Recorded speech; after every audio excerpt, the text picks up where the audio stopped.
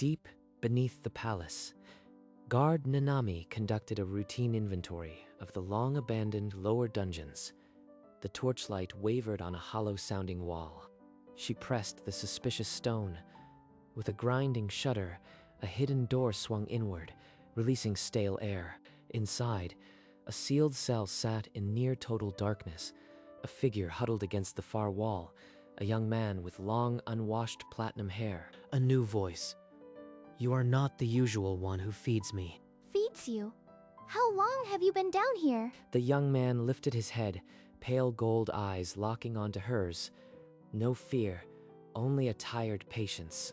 As he shifted, the torn sleeve fell back, revealing a golden suncrest birthmark on his translucent arm. That symbol. Grandmother's stories of the lost prince. Could he be alive? You are the crown prince. Kazuya, everyone thinks you died 20 years ago. I have to get him out, no matter the risk. Nanami took the prince's frail arm and led him through twisting service passages, away from the patrol routes. By dawn, they reached an abandoned storehouse in the lower city. For the first time in 20 years, he saw daylight through a crack in the shutters. I remember every guard who passed my cell. Their footsteps, the way they breathed, but especially their voices. 20 years of voices? How is that useful? One guard spoke to me when no one else would. He told me stories of the outside with a gentle, commanding voice. A gentle captain? That sounds like Lord Renjiro. He serves in the palace now. My grandmother spoke of his kindness. Can you get word to him? He might believe us.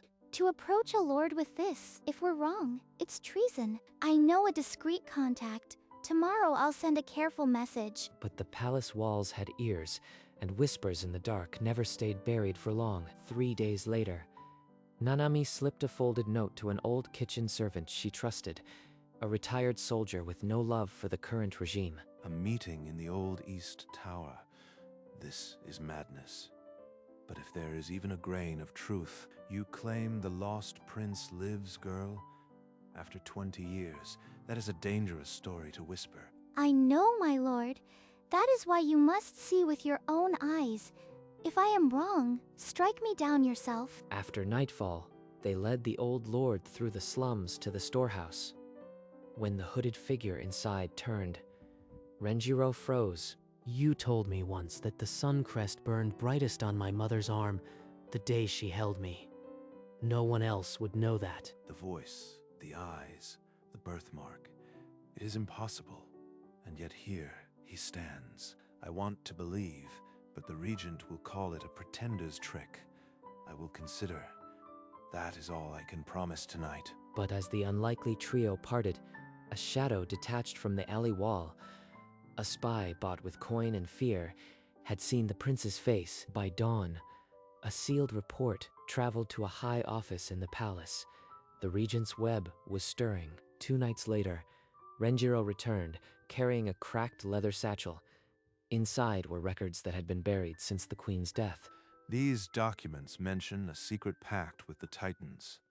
The queen's own seal is on them. Kazuya unfolded the yellowed parchment, his pale eyes scanning words that turned his blood cold. A plan to sacrifice the southern villages, and she intended me to take the throne under a Titan's blessing. These pages are incomplete.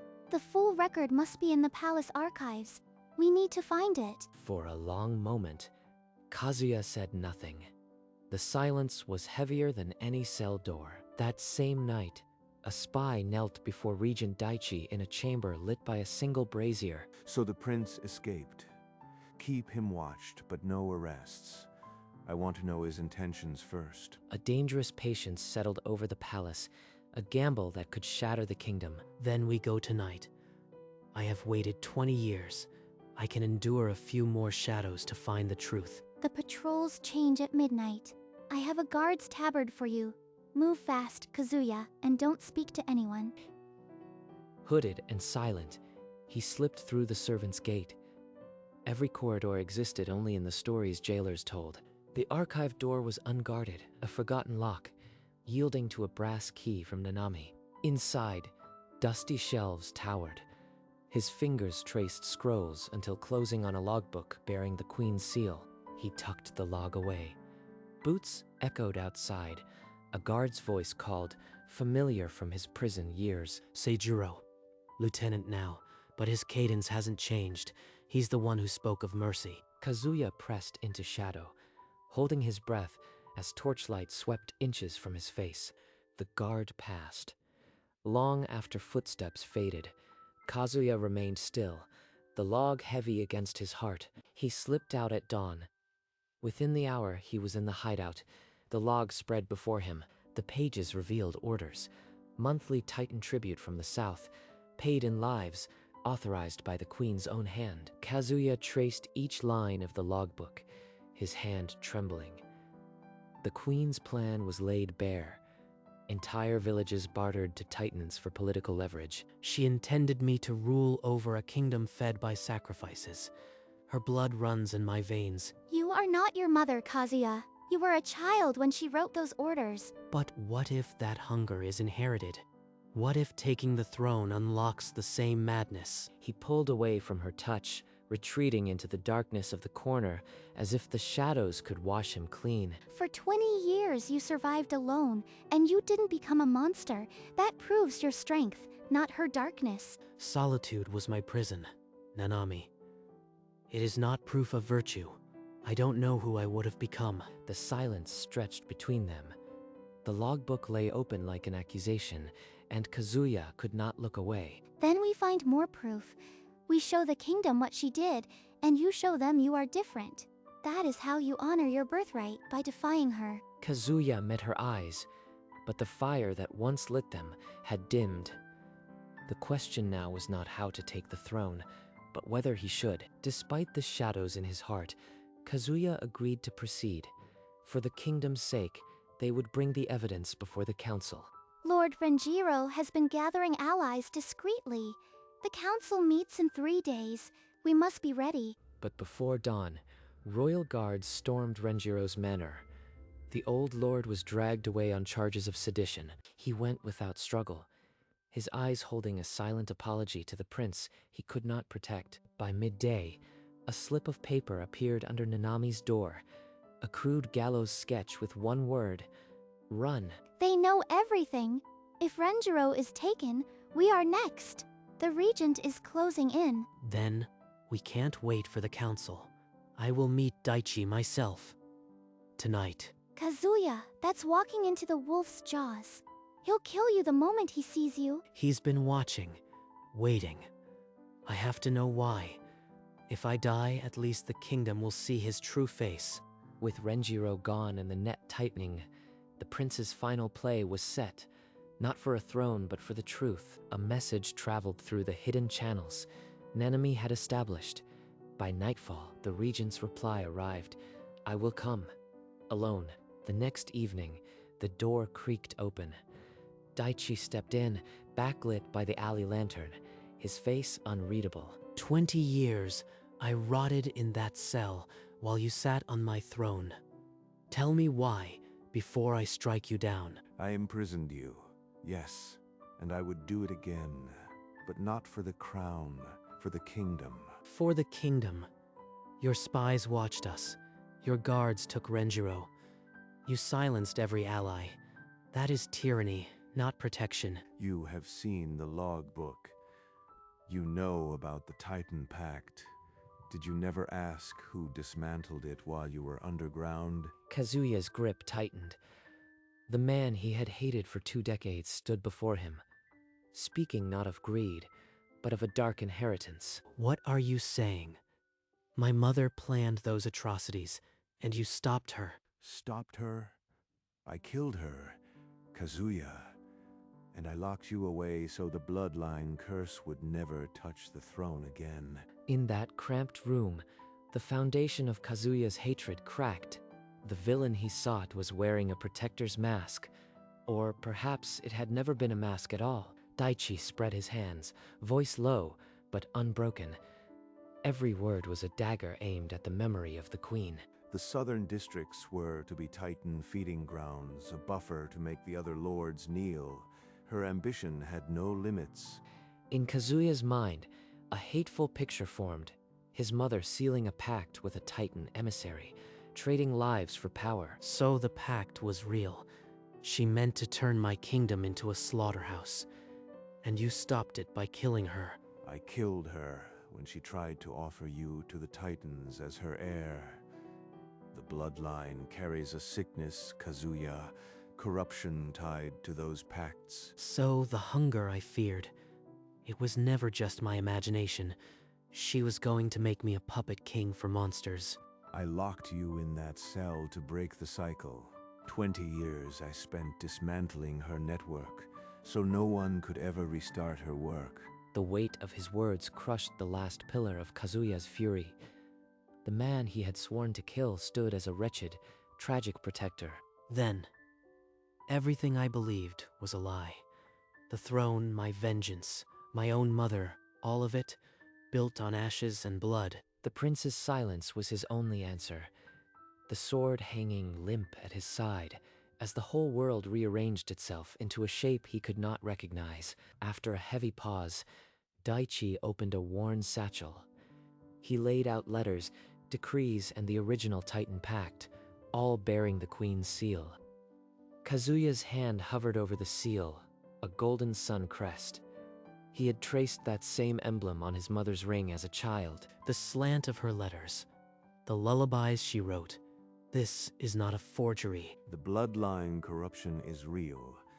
If you take the throne, the Titan's influence will twist you as it twisted her. I've spent 20 years undoing her evil. My last act will be to adopt a common-born heir and break the cycle forever. But for that to work, the true prince must disappear. No claim, no ceremony, only shadows.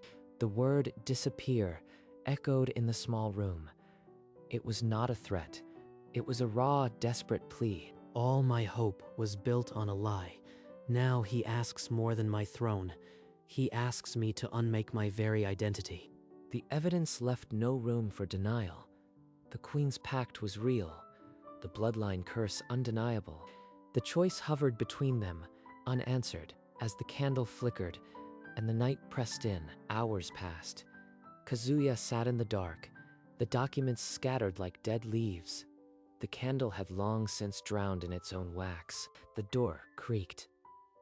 Nanami stepped inside and froze, her face shifting from relief to horror at the sight of him. Kazuya, what did he do to you? Not a wound you can see. Daichi didn't come to kill me. He came to show me my mother's soul was the real prison. What could be worse than 20 years in darkness? What did he tell you? Everything. The Titan Pact, the bloodline curse. He imprisoned me to stop my mother's plan, and he wants me to vanish forever. Vanish? That's monstrous. You deserve the throne and the chance to prove you are nothing like her. Prove? The curse is in me. What if the crown awakens the very devouring hunger my mother embraced? Then don't take the crown for power. Take it to dismantle the old system entirely, or walk away and become the kingdom's hidden guardian. Either way, you choose. Kazuya stared at her, the first crack of light in his shattered world. The decision was his, and it would cost him everything. I don't want to be a monster. If the crown would twist me, then the throne is just another prison. Nanami, I won't claim the crown. Daichi's words have settled into bone. I will not risk becoming my mother's heir. Then, what will you do? Disappear like he asked? Disappear in one sense, yes, but not from the kingdom. I'll become its secret protector, its ears in the shadows. A guardian in the dark. It suits him, but who will lead the light? You, Nanami, take the path of change openly. Let the kingdom see your face, not mine. This is too heavy a mantle, Kazuya. I am just a guard. You found the lost prince. You faced the regent's web. You are exactly what the kingdom needs. Slowly, Nanami closed her fingers around the silver crest. Her nod was small, but it carried the weight of a new era. The decision was made. Kazuya would vanish from the palace, but the kingdom would never be unprotected again. That same night, Nanami slipped another message through the old servant network. An hour later, Daichi returned to the hideout alone. I won't dispute your truth, Regent. I won't claim the throne, but I will not vanish into nothing. If not the throne, then what? You would live as a fugitive, hunted by those who want the bloodline to rise. He will be the kingdom's hidden protector. I will step forward as the public face of change.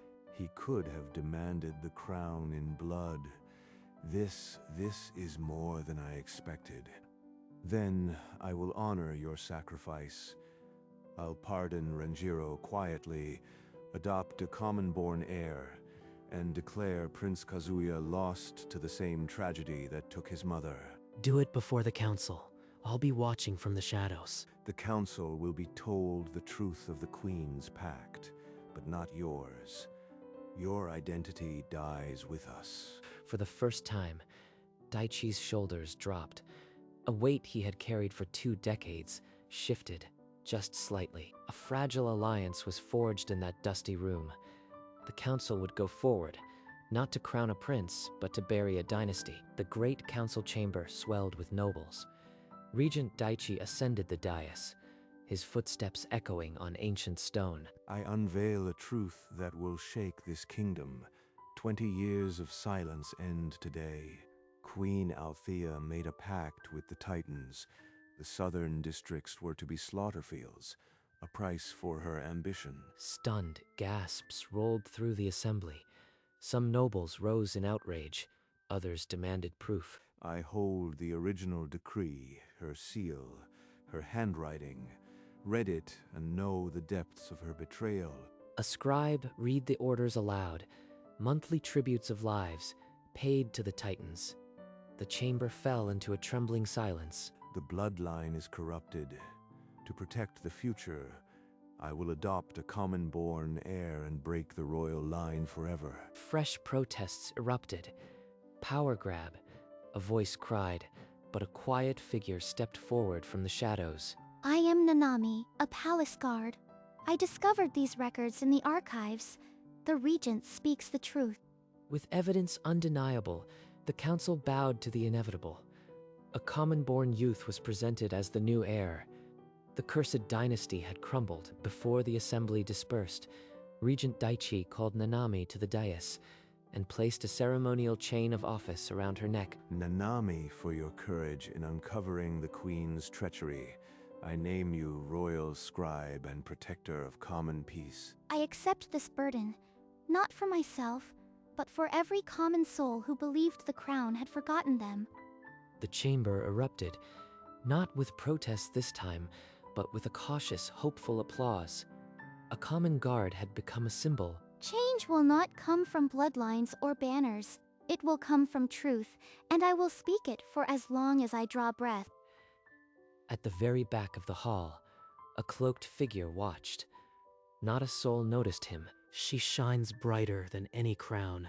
The kingdom is finally in the right hands. He lingered only a heartbeat longer, then melted into the shadow of the pillar.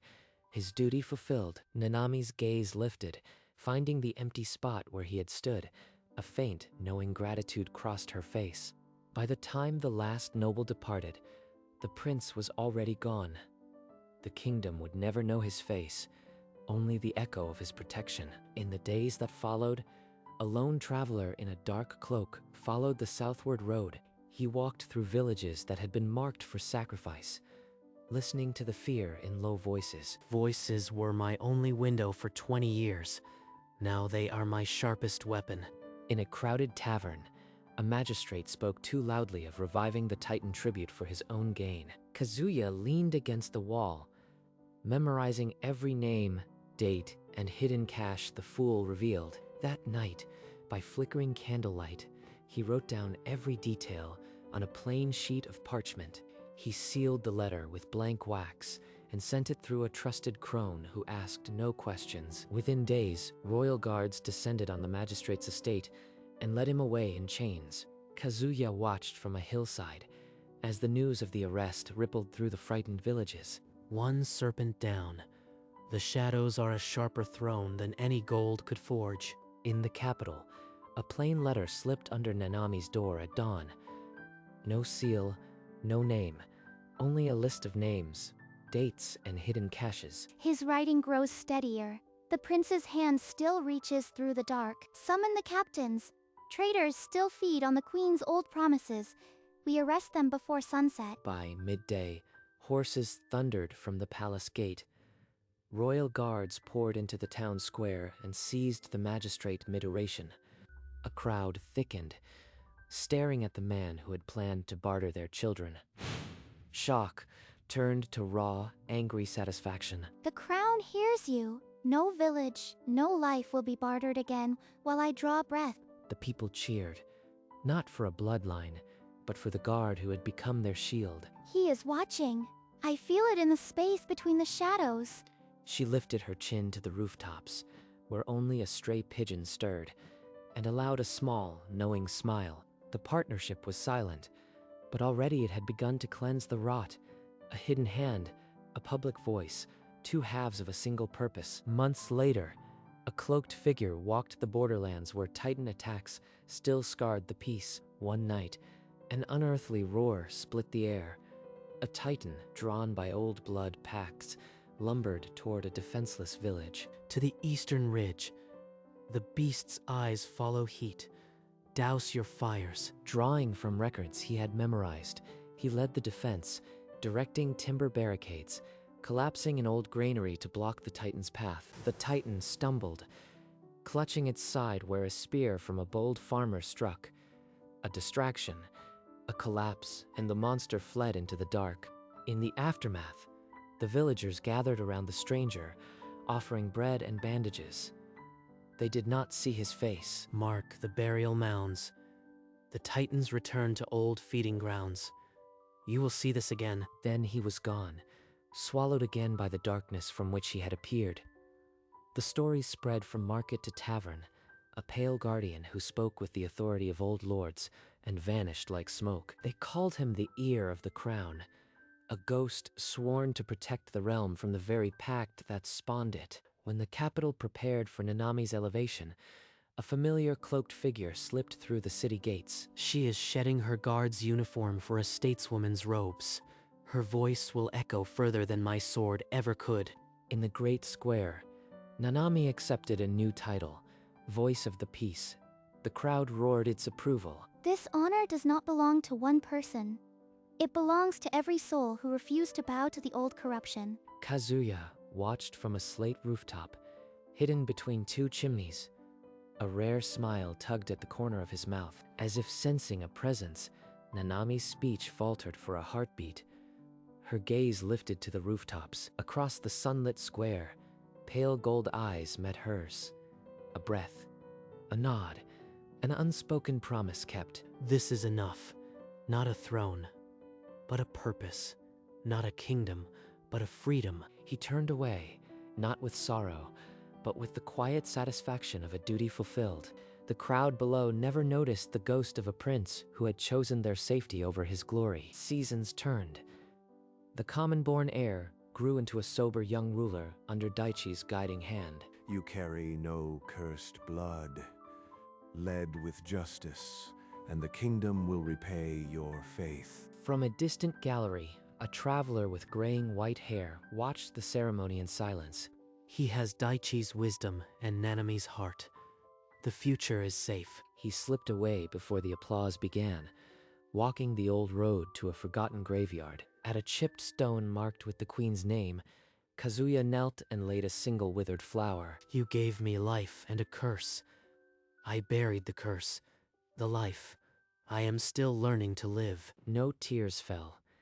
Only a long, steady breath before he rose and turned away. The wind carried the petals across the grass, scattering memory like dust. He walked into the fading light, not as a prince, but as a man who had chosen his own chains and broken them. On the highest hill overlooking the capital, Kazuya stopped. Sunset painted the spires in shades of amber and rose. He stood motionless, the wind teasing his graying hair. There were no ghosts in his eyes anymore. He did not pray. He did not weep. He simply watched the city breathe below. In the end, True inheritance was never written in royal seals. It was written in the choices made far from any throne. His mother had sought to feed the kingdom to monsters. He had spent his life feeding it protection from the shadows. My name will never be carved in stone, but the peace they feel, that is my monument. A faint smile curved his lips. It was enough. He turned away from the city and walked toward the tree line, his silhouette melting into the gold-tinged forest.